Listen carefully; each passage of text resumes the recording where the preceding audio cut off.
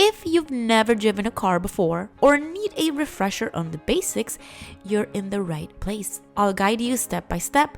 So let's get started right away with everything that you should do before even starting the engine. These foundational steps are essential for safety and comfort, but let's be real, it's essential for those who wants to get their driver's license and wants to get out there on the street.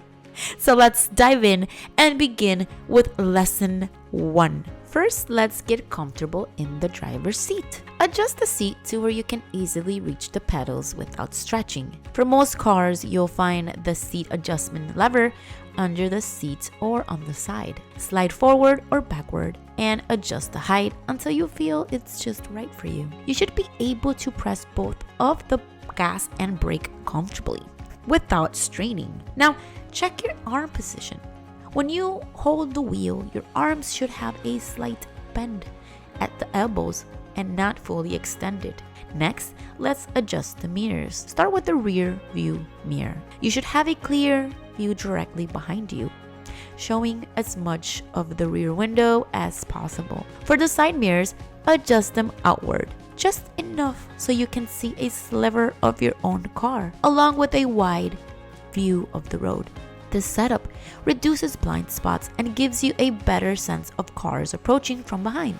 It might feel strange at first, but with practice, the setup will feel natural. Now buckle up, cause this, even though may seem basic, wearing a seatbelt is crucial and wearing it properly, essential. The seatbelt should always sit across your shoulder and chest, not across your neck. Adjust the height if your car has a seatbelt height adjuster. This is for safety. In an emergency, a well-positioned seatbelt can make a big difference. Also, take a quick look at where your airbags are in your car. Typically, there's one on the steering wheel and sometimes on the dashboard in front of the passenger seat. Understanding the dashboard and controls are another important one.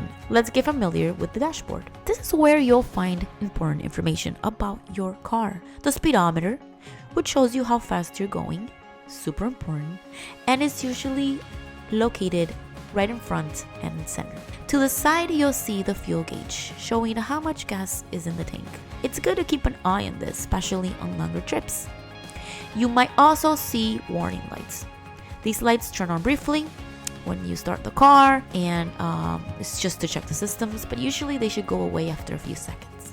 Now, if they stay on, it might indicate an issue, which you should check out. Also, locate your hazard lights button, usually marked with a red triangle. Hazard lights are used to signal to other drivers if you need to stop unexpectedly or if you have an issue or an emergency with your car. So it's crucial to know. Hey guys, so if you're trying to pass your driver's test, you need this. I made the Ultimate Beginner's Driving Handbook because I know how confusing and frustrating study can be. Most people fail because they don't know what to focus on.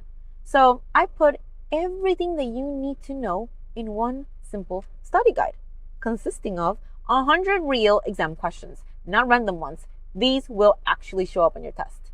Step-by-step exercises so that you actually learn and not just memorize.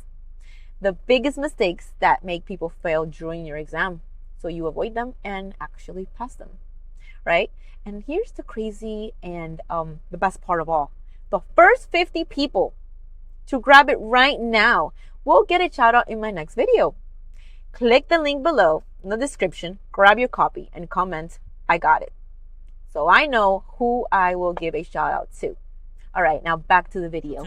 So let's go over the pedals. In an automatic car, you'll see 2 pedals. The right pedal is the accelerator, which makes the car go faster, and the left pedal is the brake, which slows or stops the car. Use only your right foot for both pedals. Keep your left foot on the floor.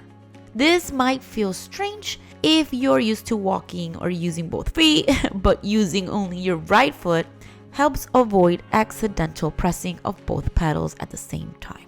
Now, look at the gear shifter. In most automatic cars, you'll see letters like P, R, N, and D. P is obviously for parking. Hopefully you know this by now, which locks the intermission and is used when you're not driving. R is for reverse, using for backing up, reversing. N is for neutral, which is like a resting position. And D is for drive, which you'll use when you want to go forward. Always make sure the car is parked before you start the engine. Now, talking about starting the engine, it's time to begin and go for the drive. So what you're gonna do is make sure your foot is on the brake pedal before you start the engine. Insert the key or press the start button if your car has one. Keep your foot pressed on the brake. You'll hear the engine start, and you might notice some lights flash briefly on the dashboard. That's normal. They're just the car's way of checking the systems. After a few seconds, these lights should go off, meaning everything's good to go. Let's take a look at the steering wheel. Some cars let you adjust the wheel's position to fit your comfort. You might find a lever underneath or to the side of the wheel that allows you to tilt or pull the wheel closer to you or further away. Ideally, your hands should be in a comfortable 9 and 3 o'clock position on the wheel. Not only does this help with control, but it's also the safest hand position if the airbag deploys. Next up is parking brake. You'll usually find this either as a lever near the center console or as a pedal on the left side. The parking brake is also called the emergency brake, and it helps secure the car when parked. Before you start driving, make sure it's released. This is especially important if you're parked on a hill or incline, as it keeps the car from rolling. To release it, you usually need to either pull a lever, press a button, or push down a pedal. Remember to engage it again when you park the car. Now let's go over some essential indicators and lights that you'll need while driving. The turn signal lever is usually on the left side of the steering wheel. Push it up to signal a right turn and down for a left turn. Remember to use your signal whenever you're changing lanes or making a turn. It's not only a courtesy to other drivers, but also a requirement by law. Your headlights are another important control. There's usually a switch or a dial on the dashboard. Make sure that you know how to turn on those headlights, high beams, and if you have them, your fog lights. Using the right lights at the right time helps other drivers see you and improves safety. Now, before you're ready to roll, let's do one final check. Make sure the area around your car is clear, especially if you're parked near pedestrians or obstacles. Also double check that all doors are securely closed. Look around the car to make sure everything is safe.